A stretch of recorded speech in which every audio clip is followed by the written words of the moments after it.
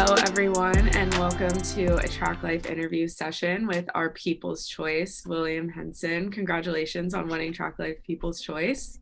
Thank you. Thank you.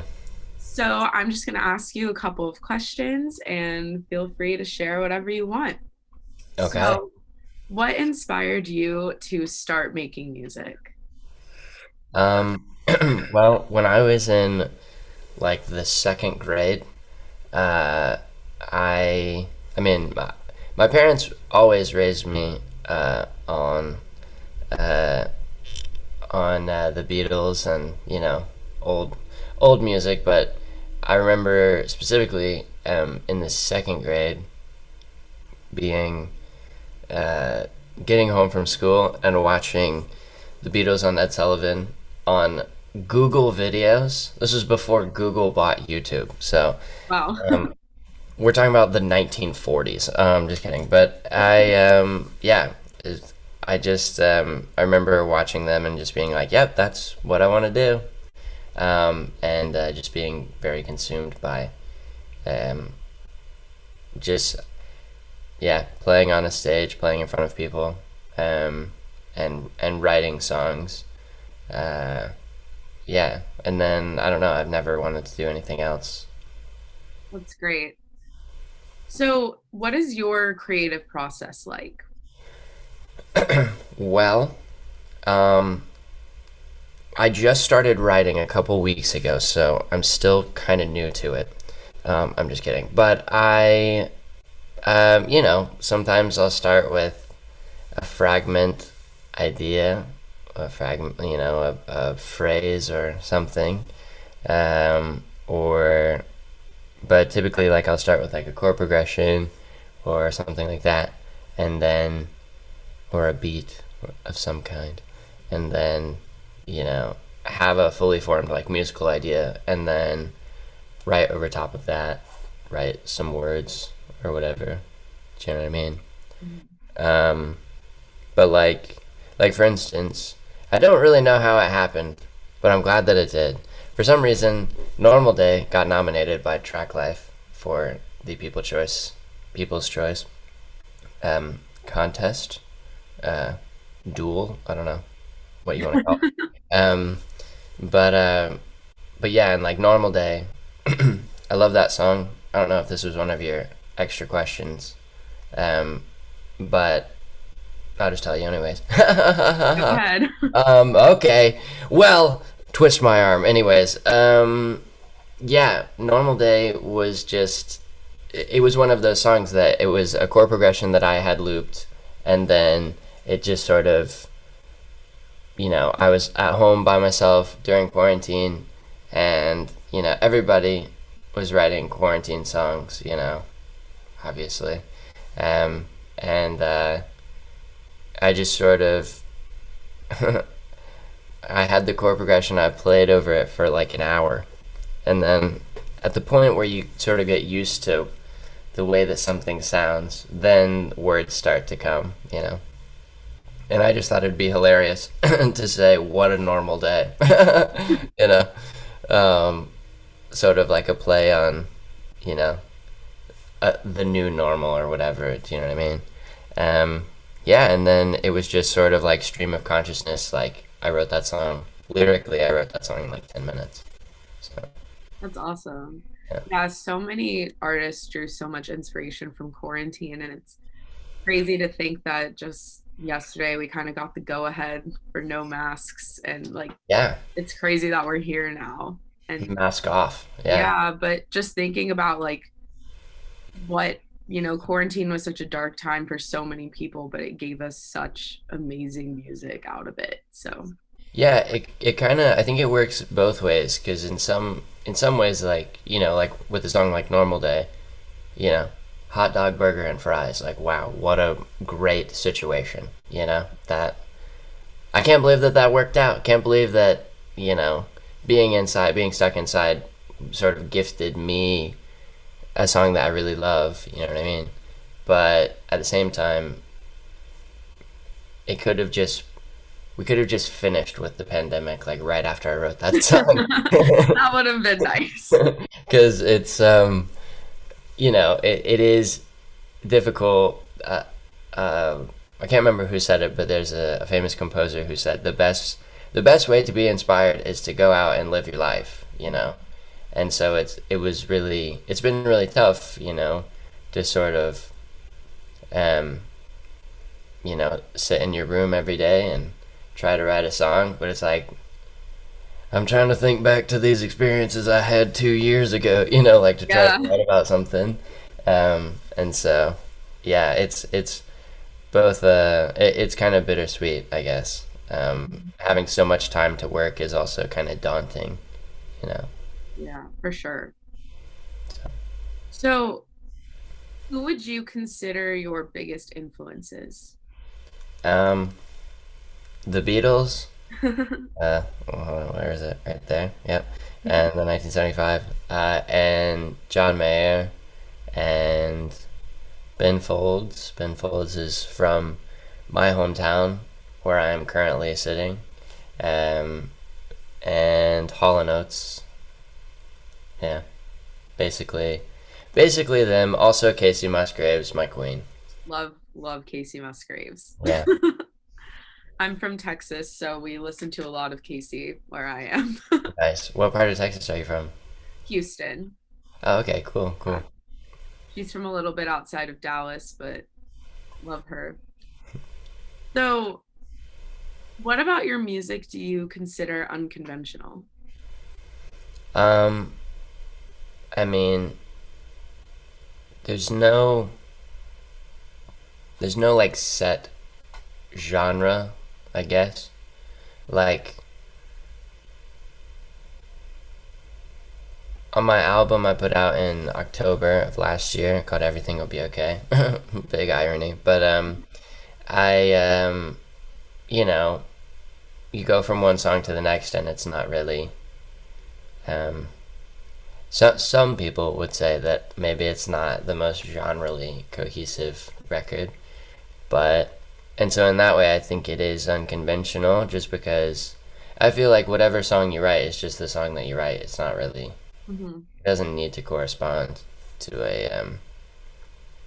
to a genre. But recently, my buddy said that he was talking to someone about my music, and they said that uh, genreless was more of a genre. Like that is a genre now, and Yeah. so he preferred the phrase genre full. And I was like, yes, I like that. So yeah, I would say that that's unconventional, um, because a lot of times, like you know, every song you get to like the fourth song on the record, and you're like, okay, I get it now. I get that the rest of the record is gonna be like this. Um, but but yeah, so I don't know. What do you think? Well, just everything you said reminded me of an article I previously wrote for Traklife, just talking about kind of that surge of genreless music and artists who are kind of straying from the confines of genre. Hmm. So I think it's like really admirable and interesting just to kind of like toy with different types of music and not feel like you have to stick to one certain thing. Sure. I've always thought that that was kind of something that the music industry needed to let go of and allow artists to explore different avenues. So Yeah, I'm definitely excited to see more of that coming up in the industry. definitely, definitely. So, what are your ambitions as a writer and a musician? Um, World domination. Totally agree. Yeah. No, just I really want to make an impact, and you know, I'd love to. I'd love for my mom to hear my song on the radio. That'd be really cool. Um, I'd love to win a Grammy. Once again, I feel like my parents would think that would be pretty cool. Um, I would I would think it would be very cool if I could meet Paul McCartney. Um, but most of all, I just want to inspire a younger generation of musicians in the same way that like my idols have inspired me. Um, and if I can do that with my little songs, then mission accomplished. There's something so rewarding about knowing that like you can do for someone else what your influences did for you. So Definitely, definitely an definitely. admirable thing to want. So, what are your plans for any future releases? Well, we just I put out a collaboration track called Kitchen Talk with my buddy Noah Flourish just 2 weeks ago, um, and I love that song. It's a great song, um, in my opinion. But yeah, for the future, I think the rest of this year, there may or may not be another solo single. I've got a whole new batch of songs that I'm really excited about, and it's kind of funny. Like I was touring so much before COVID that I I was putting out songs consistently, but you didn't really have a lot of time to work on them because you're playing so much. But now you only have time to work on your songs, and so it'll be interesting uh, as we get back into playing gigs and touring and stuff like that to see all of the stuff that people made during quarantine, really. But me personally, I mean, I just love to put out music, so I we've been working really hard to get these songs done and get another batch of songs done and ready so that we can sort of release singles again uh, over a prolonged period of time. Great. Well, I look forward to listening in the future. So that's awesome. Thanks. So this is just kind of a fun question, but what is your favorite song and why? I know it's a hard one, so Favorite song of mine or anyone ever? and it can be either, but like I guess maybe anyone ever, maybe a song that you drew inspiration from for your own music. I know it's hard to pick just one, so if you gotta kind of narrow it down, that's fine too. Um, I mean, yeah, asking a favorite song is like asking a parent who their favorite child is, you know? Well, John Boy, he's a stand-up gentleman. Anyways, I feel like if I had to choose, I'd probably say Getting Better by the Beatles. Um, because I think it really represents my inherent optimism, and it definitely inspired my record, which might have the most optimistic title of all time.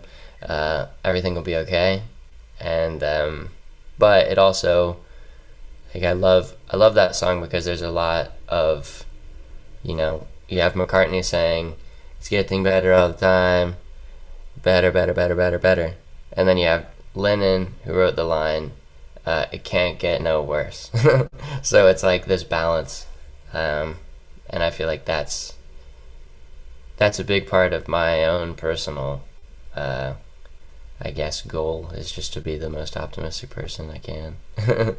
That's great. And just like seeing how that song has influenced the music and the tone of the music that you make, it's just very cool. So, my last question, and you've kind of answered this throughout all of the questions, but just what does your music say about you?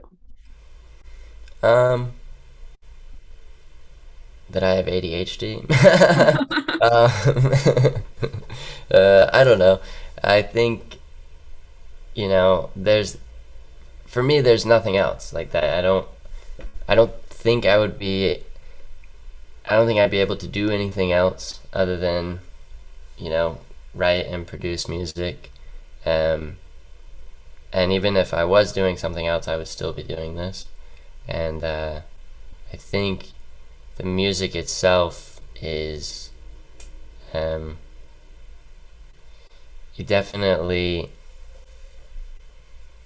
makes sense in terms of how I operate in this sort of like sporadic, like I'm gonna make a 50s doo-wop song now. I'm gonna make a, electronic song or whatever.